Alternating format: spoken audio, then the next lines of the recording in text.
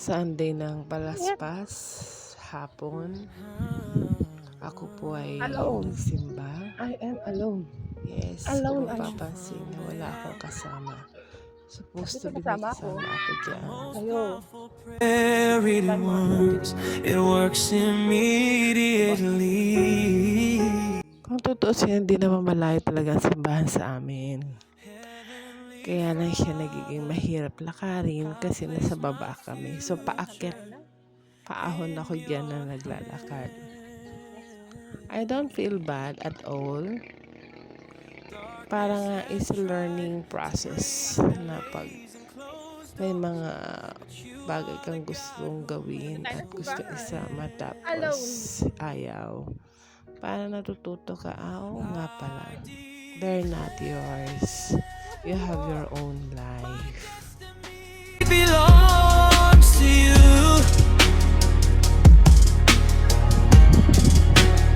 Open doors, no one. So, ayan na. Ang lapit ko sa simbahan. Tapos naghahanap ako ng oliva na dahon. Wala akong makita kasi mas maganda talaga yun. Tsaka mas matibay. So, wala tayong nakita. Kaya na lang na palaspas ang binili natin. Ang mahalaga, makapag-attend tayo ng mass at mabindisyonan ito. Bitbit natin palaspas. Medyo maaga pa yan, pero tingnan nyo, grabe na ang tao. Kaya talaga I see to it na agahan talaga ang punta. Hindi exact time ng misa. Ang ganda ng gayak ng altar. Puro palaspas. Hintayin nyo pa. Medyo nahihiya pa ako mag-video dyan. Kaya pasilip-silip lang ang aking pagkuha ng video sa altar ng simbahan sa ang misa. pagdiriwang ng banal na Ginoo. O ang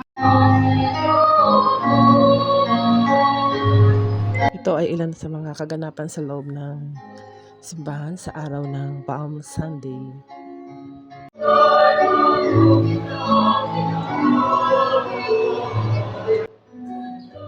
Ang gagaling ng mga choir. There's para sila mga anghel na kumakanta.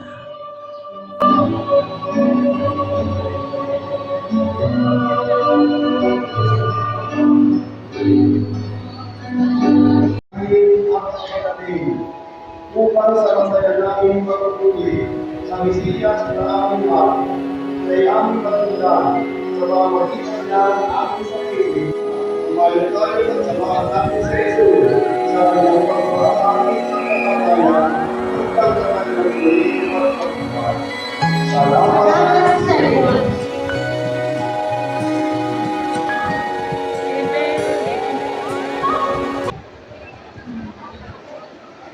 Ayan na, nabasbasan na kami. Halos naligo na yata ako sa basbas ng mga lay minister. So talagang, kaya gusto ko sa unahan ng simbahan kaya ang dami-daming tao. Kasi tapos nakakapakinig ka pa ng maayos. Nakikita mo yung altar, nakikita mo yung si Father. Never talaga ako nagsimba sa labas ng simbahan. Kahit puno yan, gagawa ko ng paraan para makapasok. Ngayon, ang problema naman ay ang pauwi. Sa dami ng umuwi, hindi agad ako sumabay. Kasi nga, ayun bahala sa tuktok yan. So, pasud-sud ang pagbaba dyan. Pwede ako madapa. So, nag-attend lang talaga ako pwede kumunti ang tao.